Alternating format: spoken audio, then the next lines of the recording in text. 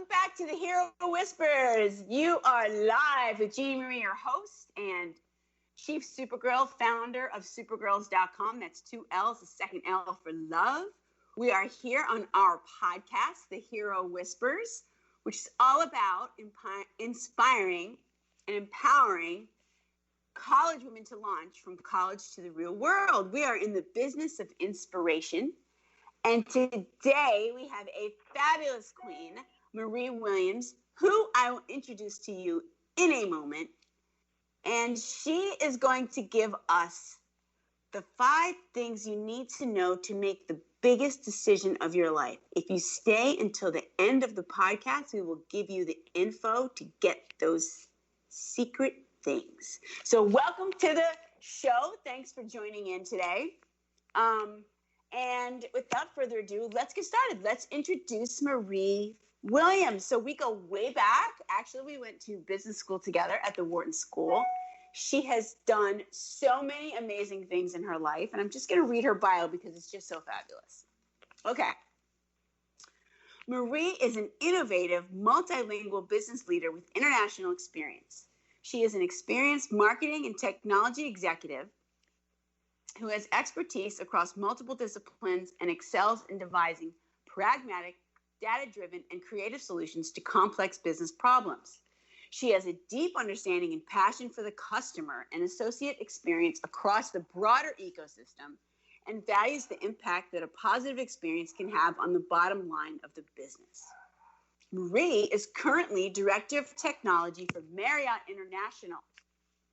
Prior to joining Marriott, Marie held digital and marketing leadership roles at a number of Fortune 500 companies, including Hilton Worldwide, Capital One Financial, and Ford Motor Company. She is known for achieving outstanding results by building highly motivated teams and collaborative relationships inside and outside of the enterprise. Marie holds a BA in economics from the University of California, Santa Barbara, as well as an MBA in marketing and finance from the Wharton School of the University of Pennsylvania and an MA in international studies from the University of Pennsylvania. She is no slouch. Fun fact, Marie has served as trustee of the UC Santa Barbara Foundation since 2013 and served 6 years on the UC Santa Barbara Alumni Association Board of Directors. She is currently co-chair of the Washington, D.C. Regional Leadership Committee for UC Santa Barbara and an Education Abroad Program Ambassador. In addition, she has volunteered for numerous other nonprofit causes, including as a life skills trainer at homeless shelters in Washington, D.C. She also loves to travel and bake and recently discovered the joys of sourdough, not to mention the joys of motherhood. Welcome to the show, Marie. Thank you very much. It's great to be here. I'm so happy that we reconnected recently. Marie and I reconnected because our reunion, our class reunion, I won't tell you what year it was this year. And because of COVID, we couldn't do the real live face-to-face reunion. So we had to do everything virtually. And it's been amazing. We started a women's group and Marie's part of that women's group. And again, it just kind of piggybacked on everything that we're doing here with Girl Power and helping create a support network and a mentor network for our young women that are on the rise. So I'm so happy I got to reconnect with Marie because she is phenomenal. She has all this unbelievable experience as a leader. And it was really hard to decide like what to talk about today with her because there's just so much. So let's start with the leadership and actually Marie, and let's talk about, you know, how did you evolve as a leader and also excel in all of these like Fortune 500 companies, which is very, very difficult, especially as a woman. Let's hear it. Let's hear your story. Okay. Well, the leadership thing, I have to say a lot of this is about being open to opportunities and then growing from the experiences you're given, as well as what you proactively do. So I started in consulting way back when after undergrad, which is very much an up or out, right? So there's leadership there in the sense that you're leading projects from a pretty early stage in your career. But then later on, when I went to work for Ford Motor Company and had my first bigger teams where I was managing 5, 10 people, sometimes more, was where that really started to matter and where I started to evolve my leadership skills. And what was key along that process, honestly, was feedback. And it wasn't always welcomed. I'd say early in my career when I got some constructive criticism, it was pretty painful to hear.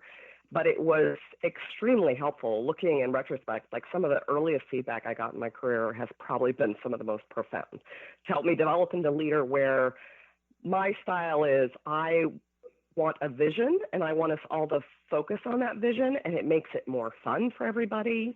And then we all are contributing to that vision. It's what makes my job more fun. It's what makes my life more fun. And I think it makes it more fun for everybody involved.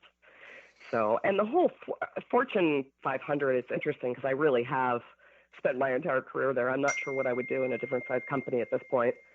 But I think it was kind of happenstance. I mean, at Wharton, that happened to be who came interviewing, and I happened to take a chance and go work for Ford Motor Company, primarily because of the international opportunities that they had for me. And once you get comfortable, there are some key differences that I'm happy to talk about if you'd like, that are key to succeeding and prospering in Fortune 500 versus, say, a smaller company. Okay. Yes, that is like gold.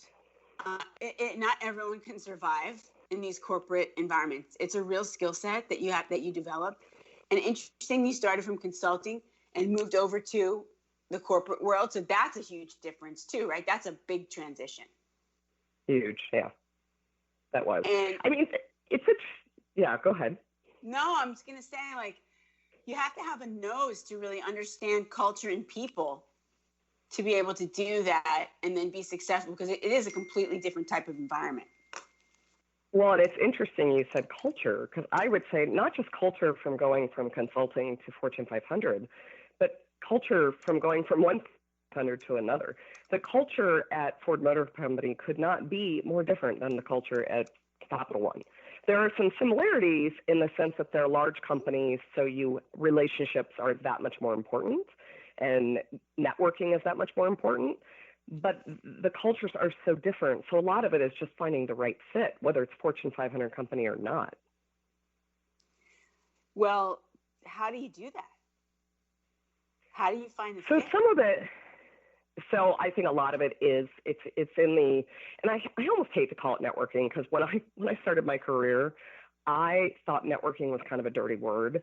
It's kind of the way back then, boys and girls were raised differently, and girls were taught to play nice with each other, and networking was kind of seen as a little bit slimy, perhaps. And once I had to get past that, and actually it was at Ford that I figured out it's really just about developing relationships. It's just another name for that. I mean, that's right. Right? Most people don't use it to say, give me a job. In fact, that's pretty counterproductive. But if you just see it as learning from it. It's true. And the thing is, I just want to point one thing out, not to interrupt you, but one of the things that we try to do here at Supergirls and our college girls that we help is explain the whole concept of networking, that it is about building relationships, because you're right. Everyone thinks it's just about calling someone for a job. No, that's not what it is. No, it's the opposite. And actually, I would say if you wait till you need a job to call them for a job, you're already too late anyway, right? You need to have an established relationship so they know who you are and what you can do, and have given you perhaps advice and feedback along the way. And then they can become your most powerful allies. Absolutely. So if these women, just as a scenario, these women, a lot of them don't have, haven't had a lot of work experience. So how do they, in your opinion, how do they go out there and start to build this network? What are some good ideas, some good tips that you can offer? So I would say start with people you respect. And it could be, since they're just starting out, they may not have a lot of folks they work with, but maybe it's colleagues of their parents that they've gotten to know, maybe friends of their parents that they think are smart and successful, and they want to learn from them. I think that's really, to me, the mindset that you take with networking is you want to learn from these folks. And then you need to reach out, and it needs to be non-threatening. It's not, I want a job, but hey, most people, one of the secrets that most people don't realize is that most people love to mentor. Most people love to give their advice and help other people. So you have to know that going in, but you need to reach out and say, hey, I would love to have coffee with you, just take an hour of your time, would love to learn from you and learn more about whatever it is you're interested in learning about. Either it's learning about them, it might be learning about how they've done certain things, it might be just learning about their company. Getting back to the question you asked about culture, is you find people that you know, either you know personally or through the network. I don't know how familiar your audience is with LinkedIn, but use LinkedIn to find people that may be second or third connections. You may not know them at all, but talk to them and ask them what the culture is like there. Most people are going to be happy to share that with you. It's true. People don't realize how, to your point earlier about mentoring, everyone wants to help, especially, to pay it forward and to really help people so that they maybe can avoid some of the mistakes that we may have made. So we're all about that. And especially our network, I know that like a lot of my tribe, including you, that's how we roll, right? That's in our DNA. So as you find more and more people alike, it's like, it's comfortable. It's not weird anymore. It's not awkward because everyone's got the same ideals. Exactly. We all put our pants on, one leg at a time, so to speak. I remember reaching out. I really, really respect he was actually higher than SVP. I'm not sure what the official title was, but Chief Operating Officer at Marriott International shortly after I had started working there, and I really, really respected him. And I literally just reached out and said, would it be possible to meet with you? And they got me on his calendar like right away. And we've developed a friendship. So it's really kind of phenomenal. Never sell yourself short. It's really kind of phenomenal, the access that you can have and what you can learn from people like that. It's so true, right? I mean, and no fear, just shamelessly ask for what you need or what you want. Right. Okay. What's the worst that can happen? What's the worst that can happen? They just don't respond. That's okay. Exactly. You can deal with that. Exactly. So you mentioned that you went to Ford because of the international opportunity, and I know that took you on a really cool adventure. So why don't you share a little bit about that? Yeah, huge. So I studied abroad when I was an undergrad. I did an education abroad program, and after that I was bit with the bug.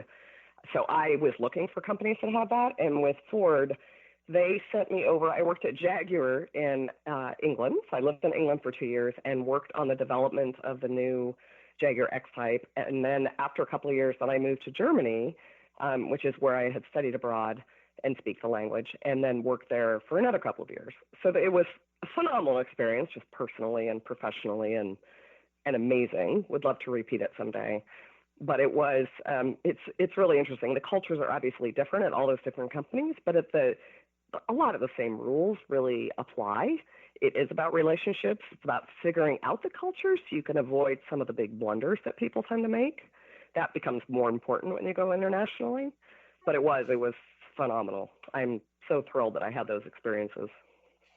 Such a journey, and I'm sure that helped you climb the leadership ladder too, when you have that experience in these bigger companies. Would you agree? Yes. I hesitate a little bit. So yes, it was incredibly personally rewarding. And yes, it is a wonderful thing to have on your resume that you had the international experience. Weirdly enough, at a lot of bigger companies, they don't necessarily value the international experience as much as you might think. Wow. So yeah, it's really kind of, it was always kind of funny. I wouldn't change it for the world. I'm very, very happy I had the experience. But as an example, Ford Motor Company, which, by the way, has probably the best program for sending executives overseas and then bringing them back home, the best. Of any of the companies I've worked for, they have the best program for that. And they hold your hand along the way and handle all the logistics of it and everything else. When it came time to getting home, you basically have to network interview yourself into a job from overseas back in Michigan, which is a little difficult to do when you're across the world. When you're so far away. And they have the best program. Yeah, exactly. So I'd say it's interesting. I mean, a lot of the companies, the company I work at now, Marriott International, it has